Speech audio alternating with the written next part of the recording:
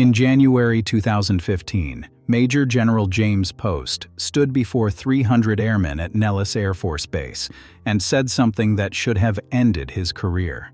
He said this: "Anyone who is passing information to Congress about A-10 capabilities is committing treason." 300 military personnel had just been told that telling the truth to their own government was punishable by death. The aircraft at the center of this threat has the most decorated close air support record in modern aviation history. Ground troops call it their guardian angel. So, why has the Air Force been trying to kill it for 40 years? To understand why the Air Force hates the A-10 Thunderbolt II, you have to understand how it was born. The Warthog's original sin is baked into its DNA. In the late 1960s, the Army was developing an attack helicopter called the AH-56 Cheyenne. If it succeeded, the Army would take over the close air support mission and its budget from the Air Force entirely. The Air Force panicked. The Chief of Staff ordered a new program to develop a dedicated close air support aircraft, but every three-star general in the Pentagon fought to kill the project before it even started. The Air Force did not want a slow, low-flying mud fighter. They wanted sleek, supersonic jets.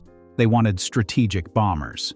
They wanted air superiority fighters streaking across the sky. Enter the Fighter Mafia. A rogue cell of Pentagon reformers led by Colonel John Boyd, aeronautical engineer Pierre Sprey, and Colonel Everest Riccioni took over the project. Sprey later admitted he worked on it totally unofficially and illegally, moonlighting from 5 p.m. to midnight after his day job at the Office of the Secretary of Defense. The team did something radical. They studied the combat diaries of Hans Ulrich Rudel, a World War II Stuka pilot who personally destroyed 511 tanks on the Eastern Front. They wanted to know what actually happens in close air support combat, not what looks good on paper. What actually works when bullets are flying and American troops are dying in the mud below. What emerged was an aircraft built around a gun, the GAU-8 Avenger cannon mounted inside a Fairchild Republic A-10 airframe, a 30mm 7-barrel Gatling gun so massive it weighs over 4,000 pounds fully loaded. It fires 65 rounds per second at speeds exceeding Mach 3. The recoil force is 10,000 pounds. That is actually more thrust than either of the A-10's twin General Electric turbofan engines produce. The gun is so large that the nose landing gear had to be offset to the right because the cannon occupies the aircraft's entire centerline. Remove the gun from the A-10, and the plane literally tips backward onto its tail. The airframe surrounding it was equally radical. A 1,200-pound titanium bathtub encases the cockpit, capable of withstanding direct hits from 23mm armor-piercing rounds. The A-10 was designed to fly home missing one engine, half its tail, one elevator, and half a wing. Triple redundant flight controls include a last-resort mechanical backup of cranks and cables that lets pilots land even with total hydraulic failure. Self-sealing fuel tanks packed with reticulated foam prevent fires. Engines mounted high on the rear fuselage and separated widely make it nearly impossible for a single hit to disable both. Fairchild Republic's original survivability study concluded the A-10 was as little as 1/10 as vulnerable as comparable aircraft flying over a battlefield. The Air Force grudgingly accepted 716 Warthogs between 1972 and 1984. But the cultural mismatch between the A-10 and Air Force leadership was immediate and permanent. If you are watching this and finding value in it, hit that subscribe button right now. I cover military history, government cover-ups, and stories the mainstream media ignores. New videos drop every week. Subscribe so you do not miss the next one. Now let me show you what the Air Force has been trying to bury for decades.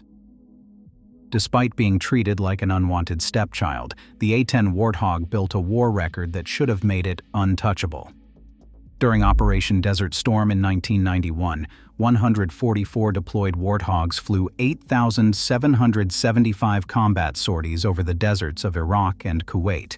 They achieved a 95.7% mission-capable rate, the highest of any aircraft in the entire United States Air Force inventory. The destruction numbers are staggering. 987 Iraqi tanks destroyed by A-10 pilots, 501 armored personnel carriers burning in the sand, 1,306 military trucks reduced to twisted metal, 96 radar installations silenced forever. A-10s launched 90% of all AGM-65 Maverick missiles fired in the entire conflict. They scored the war's only air-to-air gun kills, downing 2 Iraqi helicopters with their 30mm cannons. The combat loss rate was 0.068% per sortie, lower than the F-16 Fighting Falcon, lower than the F-15E Strike Eagle, and lower than the British Tornado. An Iraqi Army captain captured on February 24, 1991, told his American captors something that should have ended this debate forever. The single most recognizable and feared aircraft at low level was the A-10. Captain Eric Solomonson and Lieutenant John Marks of the 76th Tactical Fighter Squadron destroyed 23 Iraqi tanks in a single day during the ground offensive. Marks would retire in August 2024 with 7,500 hours in the A-10 cockpit, a record that will never be broken. 12 combat deployments, 358 combat sorties, over 39,000 rounds of 30mm ammunition fired at enemy forces. But the A-10's legend only grew in the wars that followed.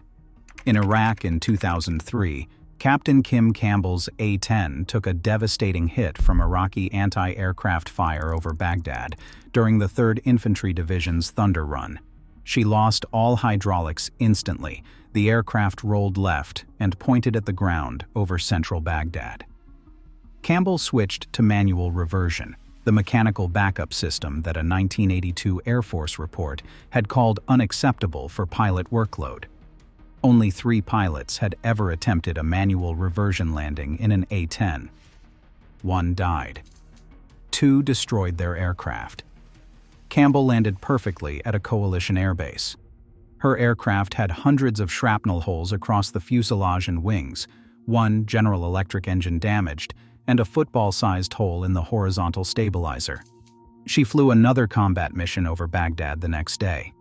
In Afghanistan's Helmand province in January 2007, an A-10 flight lead prevented a B-1 Lancer bomber from dropping 4 2,000-pound GPS-guided bombs on friendly British troops when he spotted incorrect coordinates being fed to the bomber crew. "Abort! Abort! Abort!" the A-10 pilot barked over the tactical frequency. The B-1 crew demanded a reason for the abort call. "Screw reason, you're about to kill friendlies." The error was confirmed using the A-10 pilot's laminated map and a 5-cent grease pencil. Countless British soldiers were saved by technology from the 1950s, and a pilot who refused to let his brothers die from American bombs. Ground troops have testified consistently and passionately about the A-10. Staff Sergeant Joseph Hauser, a Joint Terminal Attack Controller deployed to Afghanistan, told military investigators what every soldier knows. When they think close air support, they think A-10s. Special Forces operators showed Congress gun camera footage of an A-10 saving their unit during a Taliban ambush in the Afghan mountains, stating on the official record for all to hear, "No other bird, not even an F-35, can do for ground forces what the A-10 can." Air University surveys of Joint Terminal Attack Controllers, the airmen who call in airstrikes from the ground while bullets crack overhead, found A-10 pilots were the most favored close air support providers in the entire United States military. F-15E and F-16 pilots from the Air Force were rated the least favored. They were described as inflexible, lacking aggressiveness, and showing no sense of urgency or affinity for the dilemma of those on the ground. So why does the Air Force want this aircraft dead? That's where this story gets dark. The evidence of a coordinated campaign to suppress, manipulate, and bury A-10 performance data spans at least a decade. It involves multiple generals, doctored statistics, buried reports, and at least one suppressed documentary film. Here are 7 smoking guns, and each one is worse than the last. Smoking gun number 1. The treason threat at Nellis Air Force Base. I already told you what Major General James Post said to those 300 airmen in January 2015.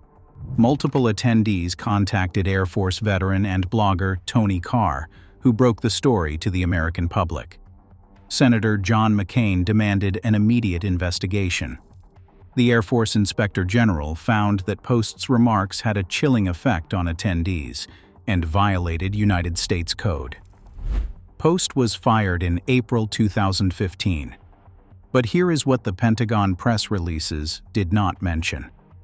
He was quietly moved to a comfortable position at the Pentagon, and the Project on Government Oversight revealed this was part of a broader pattern of intimidation. Air Force pilots have told Pogo they have been warned not to talk to Congress about several issues, but particularly the A-10. But that was just the beginning of the cover-up. Smoking gun number 2. The doctored friendly fire statistics. In February 2015, the Air Force selectively declassified casualty statistics and fed them exclusively to USA Today for a story headlined, "A 10 Tops List for Friendly Fire Deaths." Pogo investigators exposed systematic data manipulation. The Air Force used inconsistent timeframes. Fratricide data stretched back to 2001, but civilian casualty data were only from 2010, conveniently excluding the 2009 Granay massacre in Farah Province, Afghanistan, where a B-1 Lancer bomber killed between 26 and 147 Afghan civilians in a single strike. The Air Force used raw totals instead of per-sortie rates, despite the A-10 flying 4.5 times as many firing sorties over Afghanistan as the B-1. When Pogo calculated the per-sortie casualty rates that the Air Force refused to provide, they discovered the A-10 produced 9 to 13 times fewer civilian casualties per firing attack than the B-1 bomber. The one metric that would have proven the A-10's superior safety record, the total number of firing sorties, was conveniently classified by the Pentagon. Pogo's conclusion was damning. The Air Force cherry-picked and doctored the data in an attempt to build a false narrative against the A-10, and the deception didn't stop there. Smoking gun number 3. The scrubbed Pentagon briefing.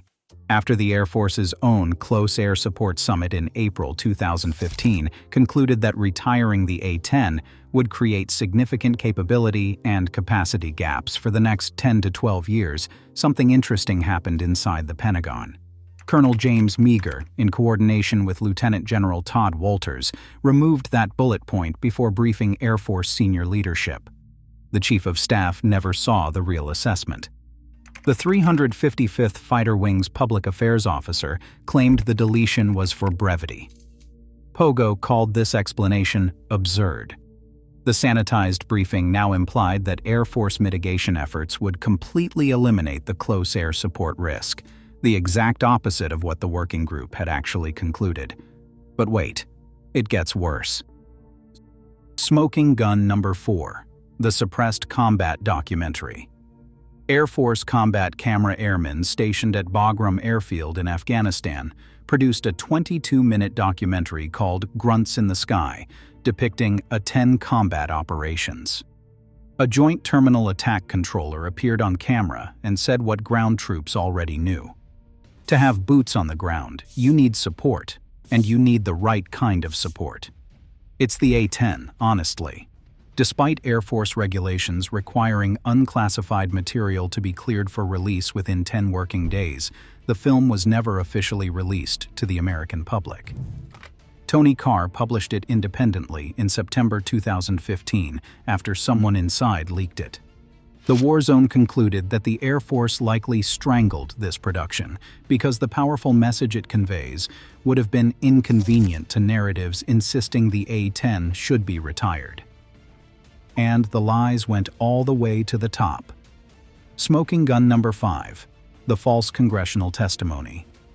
Air Force Chief of Staff General Mark Welsh testified before Congress that 70% of A-10 Warthogs suffered battle damage during Operation Desert Storm, arguing the aircraft was too vulnerable for modern combat.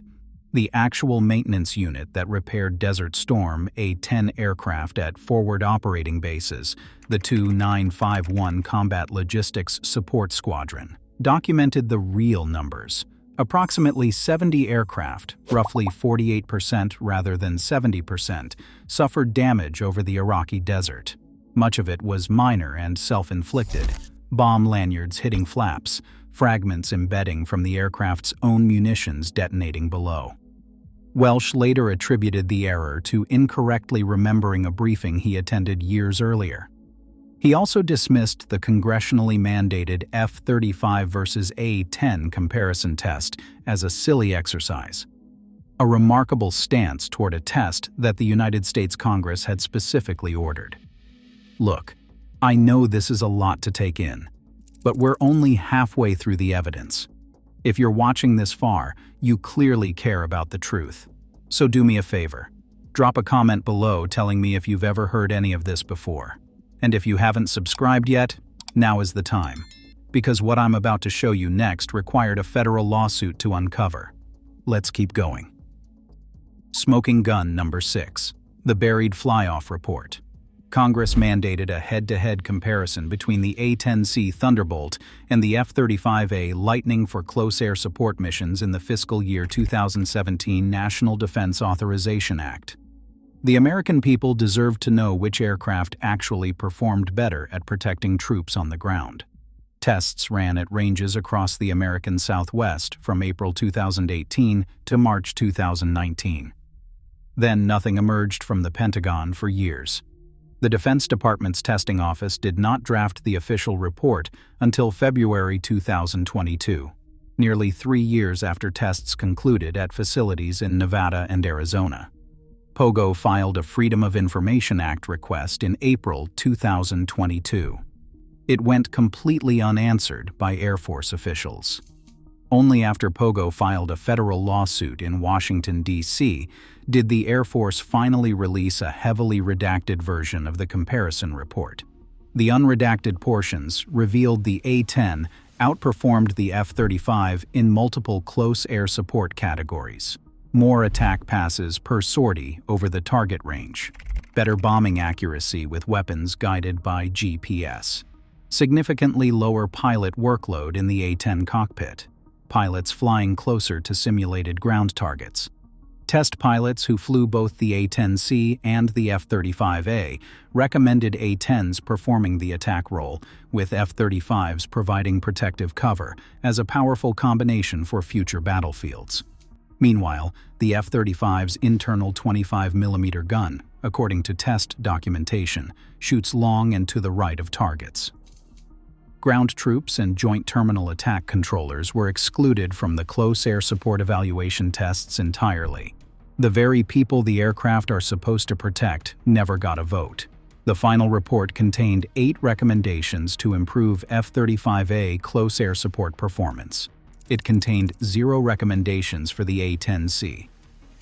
Pogo's Dan Grazier visited over 20 congressional offices on Capitol Hill in 2023 with copies of the report. His conclusion was devastating. Not a single congressional staffer said they had seen the flyoff report.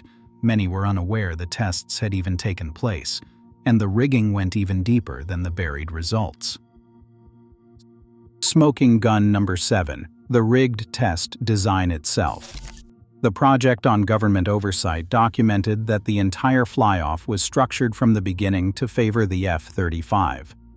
Both aircraft were given equal sortie allocations, despite the A-10's proven ability to generate attack sorties at 3 times the F-35's rate in combat conditions.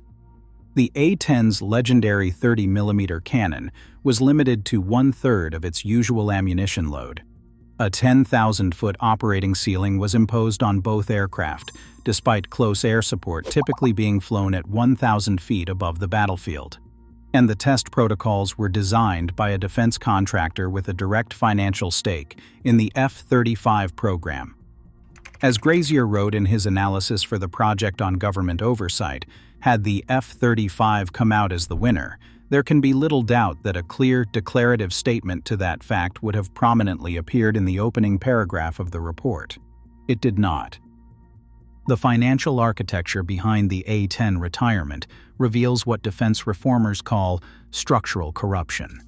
Not illegal bribery, but a system of incentives that makes the outcome nearly inevitable, regardless of combat performance. The cost differential between these aircraft is stark. The A-10C Thunderbolt costs roughly $10,000 to $11,000 per flight hour to operate, according to Department of Defense Comptroller data for fiscal year 2024. The F-35A Lightning costs $34,000 to $42,000 per flight hour, depending on the methodology used. That is 2 to 4 times more expensive for a close air support mission. The A-10 demonstrably performs better. The entire F-35 Joint Strike Fighter program now exceeds $2 trillion in lifetime costs, according to Government Accountability Office reports. That includes $442 billion in aircraft acquisition and $1.58 trillion in sustainment costs, stretching decades into the future. That sustainment figure alone is up 44% from the 2018 Pentagon estimate. The F-35 program is more than $183 billion over original cost projections and over a decade behind its development schedule. Sustainment is the driver. The A-10 has no natural lobbying constituency fighting for its survival. Its original manufacturer, Fairchild Republic of Long Island, no longer exists as an independent company. The annual cost to operate the entire remaining A-10 fleet at bases across America is approximately $423 million. That is less than the price of 5 new F-35As rolling off the Lockheed Martin assembly line in Fort Worth, Texas. Lockheed Martin, the F-35's prime contractor, spent $14.1 million on lobbying activities in Washington, D.C. during 2023 alone. The company contributed $5.6 million in campaign donations during the 2024 election cycle. Of Lockheed's 65 registered lobbyists working the halls of Congress, 48 of them, 74%, were revolving door hires from government agencies or congressional staffs. Lobbying and donations matter. The F-35 supply chain was deliberately engineered by Lockheed Martin across 1,800 suppliers spread across 48 American states. This created an estimated 254,000 to 298,000 jobs with a stake in the program's continuation. In 2024, 135 members of the House of Representatives signed a letter demanding continued F-35 production. The Joint Strike Fighter Caucus in Congress counts 27 members. Jobs are political leverage. Defense analyst William Hartung of the Quincy Institute noted what this political architecture means. The F-35 program is effectively too big to kill. Every dollar diverted from legacy platforms like the A-10 flows toward a program with defenders in nearly every congressional district in America. And here is perhaps the most damning detail buried in Pentagon training documents. Pogo discovered that F-35 pilot training requirements for 2023 and 2024 included 0 close air support mission training hours. 0 hours of close air support training for the aircraft being billed as the A-10's replacement.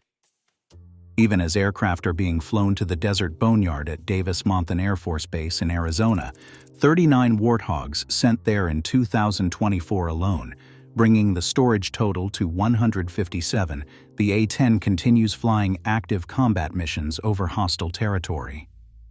In December 2024, A-10 Warthogs struck militants preparing rocket attacks on American forces stationed in eastern Syria. They destroyed truck-mounted rocket launchers and a Russian-made T-64 tank threatening U.S. positions. They participated in dozens of airstrikes against over 75 ISIS targets following the collapse of the Assad regime in Damascus. Most remarkably, the A-10 has found an entirely new mission that nobody anticipated. Drone killer. An A-10C with the call sign Ares returned from deployment in October 2025, bearing 2 kill markings painted on its fuselage depicting Iranian-designed Shahed-type one-way attack drones.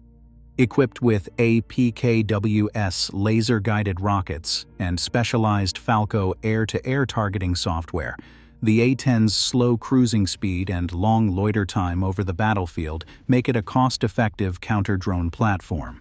A single Warthog can carry 77 guided rockets versus multi-million-dollar AMRAAM air-to-air missiles carried by faster jets. The commander of Air Force's Central Command acknowledged the tactical reality on the official record. The A-10 is going to be flying at a slower speed, which has a lot of advantage when you are going against one of these drones. Congress, following a now familiar script stretching back decades, has once again blocked the Air Force's attempts to retire the fleet. The December 2025 National Defense Authorization Act caps A-10 retirements at 59 aircraft and requires the Air Force to maintain at least 103 Warthogs through September 2026. 16 retired 4-star generals, including 6 former Air Force Chiefs of Staff, wrote Congress opposing the accelerated retirement timeline. The A-10 departed Osan Air Base in South Korea in early 2025, ending its permanent overseas presence on the Korean peninsula. The A-10C demonstration team flew its final airshow performance in November 2024 at Aviation Nation in Nevada. Historic squadrons with combat lineages stretching back to World War II are inactivating one by one at bases across America. The remaining A-10 units scattered across Air National Guard and Reserve bases in Idaho, Maryland, Massachusetts, Michigan, and Missouri represent the Warthog's last stand. The A-10 controversy is not, at its core, about an airplane. It is about the structural inability of the American defense establishment to prioritize battlefield effectiveness over institutional preference and contractor economics. The documented record includes a general threatening subordinates with treason for telling Congress the truth. Systematically doctored casualty statistics designed to smear the most effective close air support aircraft in the inventory. A combat documentary suppressed for years because it contradicted the retirement narrative. False testimony about battle damage rates delivered under oath. A congressionally mandated comparison test rigged, delayed for 4 years, and released only under federal court order. And 0 close air support training requirements for the aircraft designated as its replacement. A Harvard Kennedy School study titled Thunder versus Lightning found the A-10 vastly outperforms the F-35 in providing close air support based on surveys of Joint Terminal Attack Controllers who actually call in airstrikes from the ground. The researchers estimated that replacing the A-10 before its service life ends in 2035 would cost American taxpayers at least $20.9 billion. The Warthog will almost certainly be gone by 2029. But the questions it raised will outlast every aircraft in the inventory. If the Air Force's most combat-proven close air support platform required a federal lawsuit to pry loose its own performance data, what else has been buried in Pentagon filing cabinets? If a 2-star general felt empowered to call truth-telling treason, how many other officers stayed silent out of fear for their careers? And if a $2 trillion program can suppress unfavorable comparisons with a $10,000 per hour airplane through sheer institutional mass, what does that say about the integrity of every other weapons evaluation the Pentagon produces? There is a sound that American ground troops have known for over 40 years. A deep, guttural roar that seems to come from everywhere at once across the battlefield. The sound of 70 rounds per second tearing through the air toward the enemy. The sound of an angel made of titanium and depleted uranium arriving to save your life when everything else has failed. Soon, that sound will be gone forever. Not because the aircraft failed its mission, Not because something better replaced it, but because the institution that flew it never wanted it in the first place. The A-10 Warthog was born against the wishes of the Air Force. It fought in every major American conflict for 4 decades against the wishes of the Air Force. It saved countless lives against the wishes of the Air Force. And it will die, as it lived, against the wishes of the very troops it was built to protect. If this story made you angry, if it made you question what else you are not being told, then do one thing for me. Subscribe to this channel right now. Next week, I am covering another story the Pentagon does not want you to know. The real reason the Air Force killed the SR-71 Blackbird. Same pattern, same politics, different aircraft. Hit subscribe. Turn on notifications. I will see you in that one. The Warthog's RRRT may be fading from the battlefield. The silence it leaves behind should be deafening.